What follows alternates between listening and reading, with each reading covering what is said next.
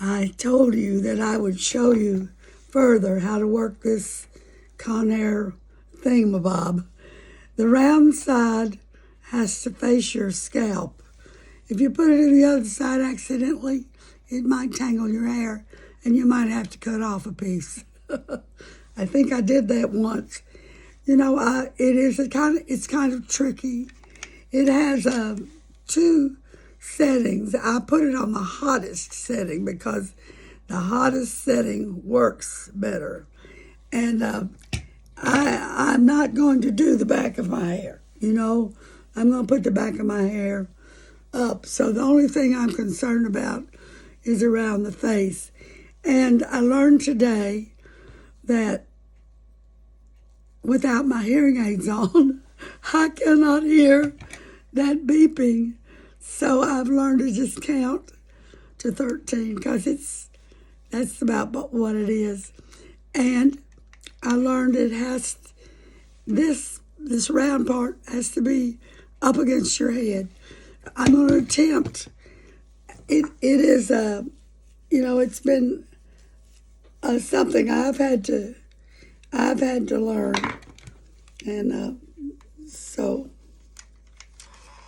you see how quickly it takes it in there, and then you have to listen to the beeps. It will beep 5 times steady, and then it does,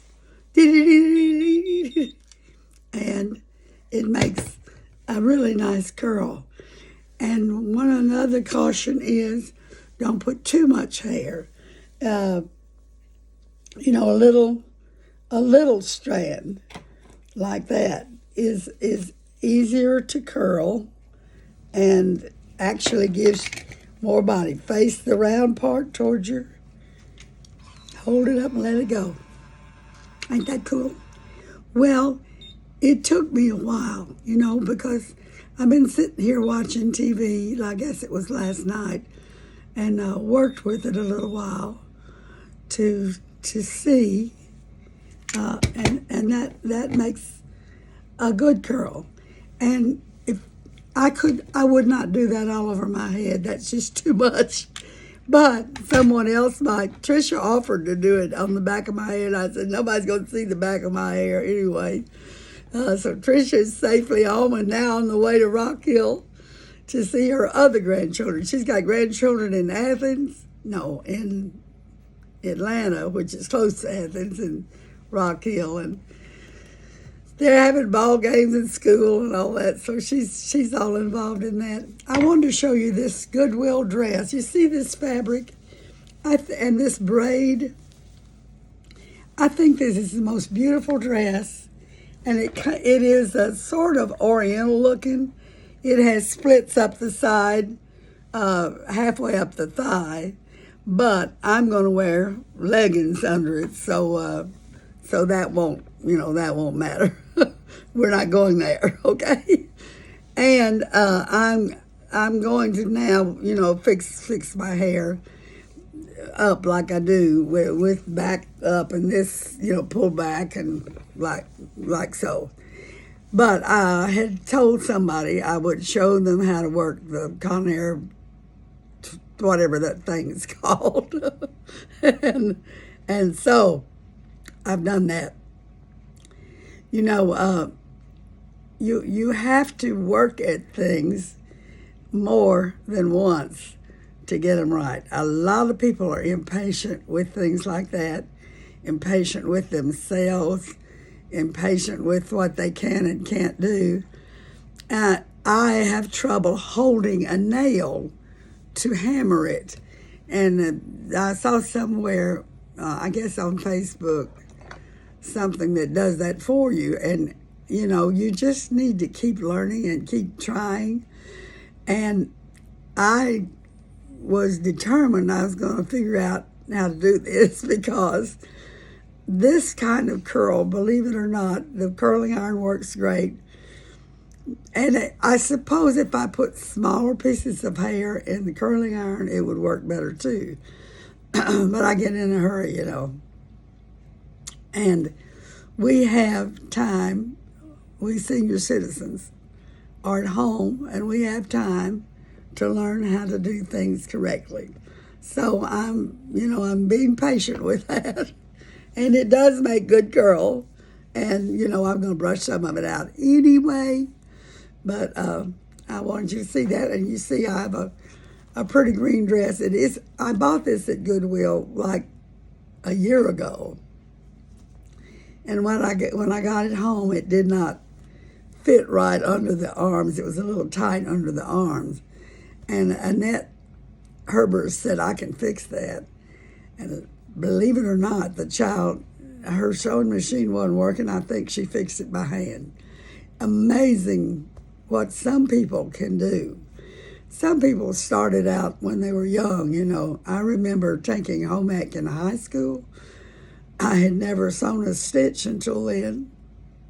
And we had those kinds of machines that, you pedal. And then later we had the electric machines. But I can remember my mama and I pinning a circular skirt to the living room rug in order to hem it correctly.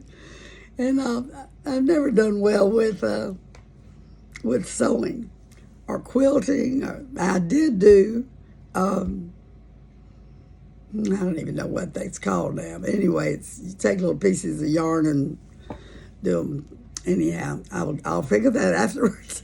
After I get off video, I start thinking of things, and then I put them into text. Anyway, that's true with our spiritual lives, too. A lot of people say, I just don't know how to read the Bible. I just don't know how to pray. It is not something you just do immediately. Some people, I guess, do, but you need to practice. I used to tell my voice students, rehearse, rehearse, rehearse, until you feel as if you've got it right. And that's true with reading the Bible. And you don't start, if you're a novice, you start in the New Testament. Don't start with the begats. It's hard for all of us to get that going. Start in the New Testament and read a chapter more than once. You can read the same chapter in the Bible several days in a row, and several times in a row, and the Lord will reveal to you what it says. The Holy Spirit will help. And the same thing is true with praying. I find myself straying when I'm praying. My brain goes off on tangents of other things other than the prayer. And I have to make myself get back in sync with the Lord, And you need to be able to talk yourself into praying at down times in your day. And what I mean down times, meaning times that you are doing some mundane task that doesn't require your thought. This curling iron has done that for me. The beeps, if I have on my hearing aids, I can hear the beeps. They go 1, 2, 6 of those, and then beep, beep, beep. If I am doing it without my hearing aids, I can just count, and I can kind of tell, And guess what? I can pray and do my hair at the same time. I can pray and do my hair at the same time. God bless you today.